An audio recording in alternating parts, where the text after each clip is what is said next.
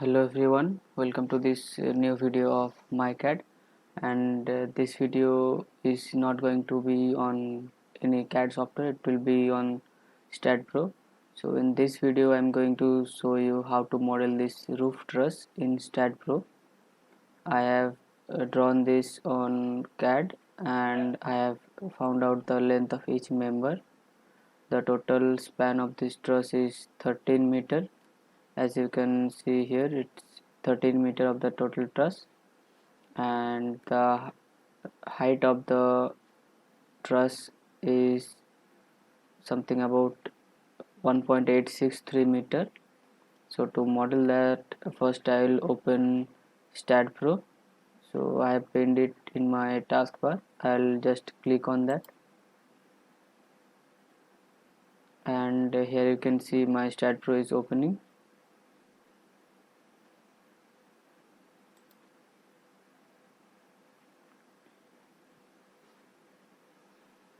And this is the interface of StatPro. Now I'll create one new stat file, so I'll click on new, and from here I'll choose one location for my stat file. So first I'll select browse, and here I'll just create one new folder for this stat project, and it will be naming as test, and I'll now click on select folder. And after that I'm going to use metric units, and my model type will be analytical. I'll be using the file name as test truss, and now I will click on this create option to create the stat space in the stat model. Now it will start up and the interface will be looking like this. First I'll go to utilities, and from here I'll click on command file. So this is the stat command file, the stat editor, you can say. You can see here that it is written stat space, but I will clear that space word and type truss, as because this is going to be the truss for our case. Go to file and save, and just cut this stat editor window, and now it will just reload itself. Now I'll go to this view tab and go to front elevation, and you can see here that the front elevation is now activated. Now I can add the nodes. If I see the truss, and I'll be using this node of my truss as in the origin, so I'll just type my node option is 0 0 and 0, and here you can see one node is created. And next my second node will be at 13 meter in the x direction with respect to the origin. Now I'll go to the stat, and for the second point I'll type 13 in the x, then 0 in the y, because it's only horizontal displacement, and in the z also I'll put 0, as you can see in this table. Now I'll click on this window, and here you can see one add beam button is here.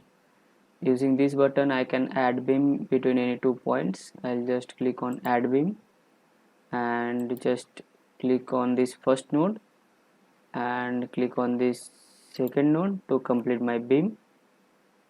Now to get out of this command, just press escape. Now I want to insert a node between this, in the midpoint of this member. As you can see, this vertical member is connected at the midpoint of this horizontal tie member. So I'll go to stat, and in the geometry tab you can find here insert node option. So I'll just click on insert node to insert a node, and I'll select the beam. Now you can see I'll just type 1 as I want to insert one node in the middle, and click on add midpoint and click on OK. Now you can see one node at the middle of this tie member is now created. Just press the escape to come out of the command. Now the height of the truss is 1.863 meter. So I'll go to stat, and I'll copy this node in the vertical direction, that means in the positive y direction. So to do that, I'll go to select tab, and from here I'll select node cursor. This is used to select the nodes only. I'll select these nodes and then go to geometry, and here you can see the transitional repeat option is here.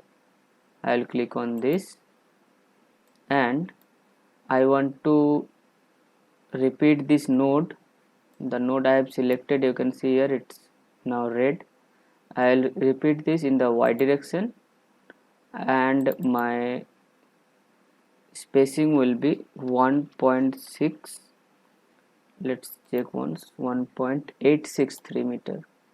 So it will be 1.863 meter, and I want to join those two nodes I have selected right now, and the new one that will be coming in this position.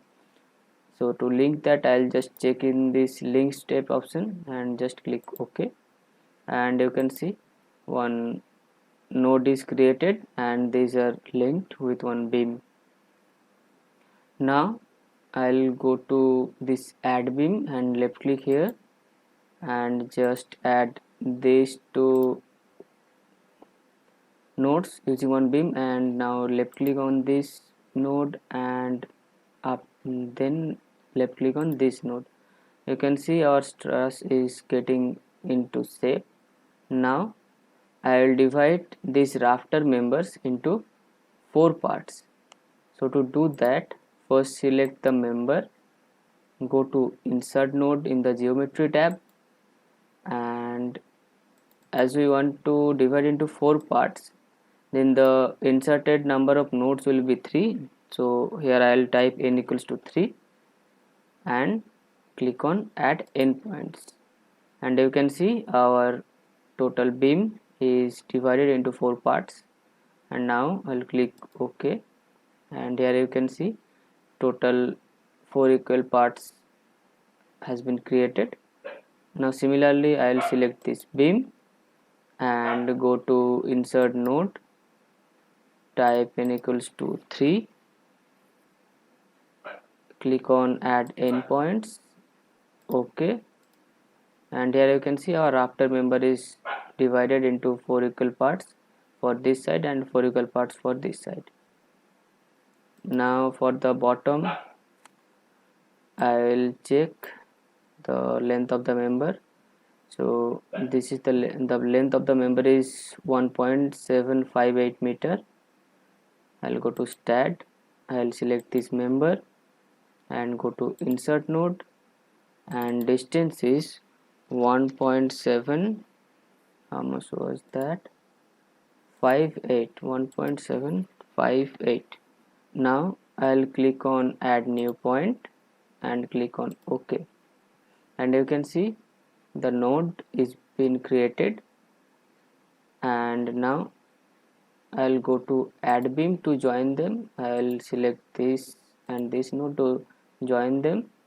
Similarly, the second part is also having length 1.758 meter. Similarly, I'll go to stat, select this member, go to insert node, distance 1.758, and click on add new, OK, and now I'll join these two nodes with a beam. go to beam, this node and this node, these are connected. Now let's see, I have created this node, and now I can connect this node, that means the topmost node of our truss with this node. So to do that, I'll go to STAD and select add beam, and first left click on this node, and then after this node, and click escape to come out of the command, and you can see the member is been created. Now I'll divide this member into two equal parts. Just click on this, go to insert node, click on add midpoint, and you can see two equal parts are created, and OK. Now I'll just connect these two nodes using one beam. Just click on add beam and left click in the first node, left click in the second node, and click on and press escape to come out of the command. You can see I have created this member, this member, this member, and this member. Now remaining is this member and this member. These are called minor sling, and this member is called major sling. So to make the minor sling, I'll go to STAD, click on add beam, and I have to join this node with this node using one beam. So I'll just left click on this, and after that I'll left click on this. Similarly, I'll left click on this and left click on this. So you can see our half portion of the truss is completed. I'll just press escape to come out of that command, and now similarly I'll do the other parts.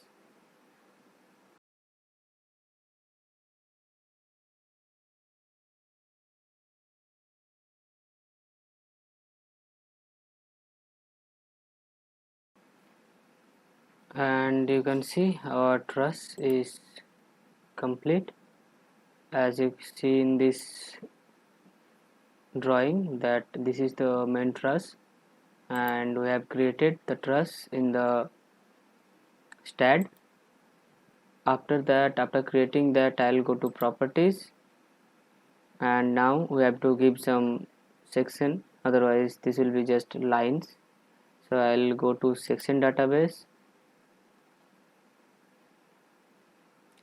and here I'll choose Indian, and from Indian I choose the angle sections, and from here you can choose whatever you want, like depends on your requirement. I'll just click on random and click on add to load it in my project, and you can see the IS angle 35 by 35 by 6 with material steel is being loaded in my project.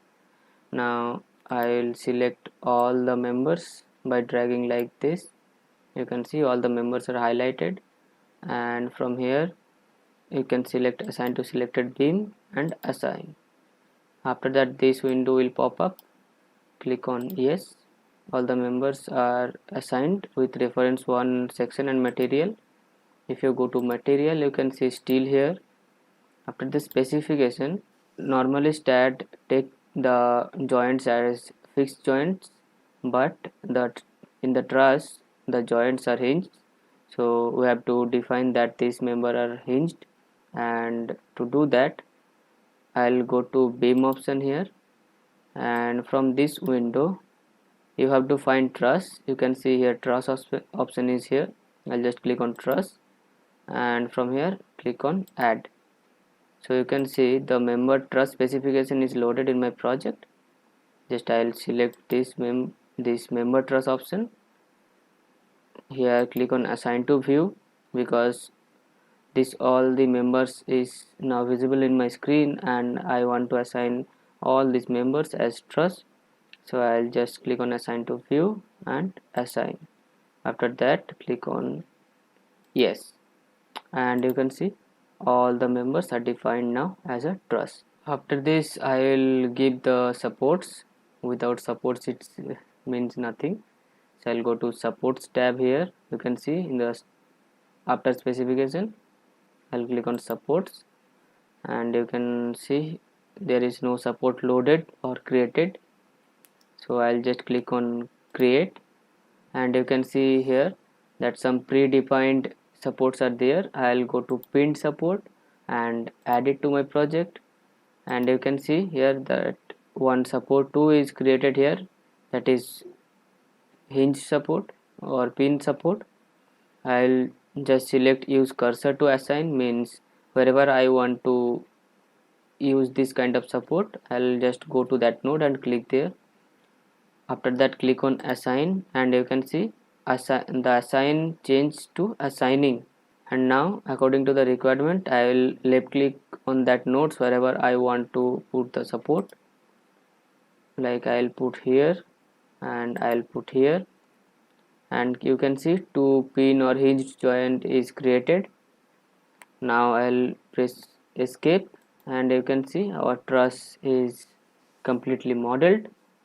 And if you go to view tab and click on 3D rendering view, you can see that the rendered view of our truss, and this is the roof truss that we wanted to model in STAAD. So in today's video up to this, in our next video we'll be using and learning the loading and analysis part, and how to get the member forces and reactions in the supports, that will be showing in the next video. Thank you for watching the total video. If you have not subscribed our channel, then please subscribe, and please like the video and share with your friends. Thank you.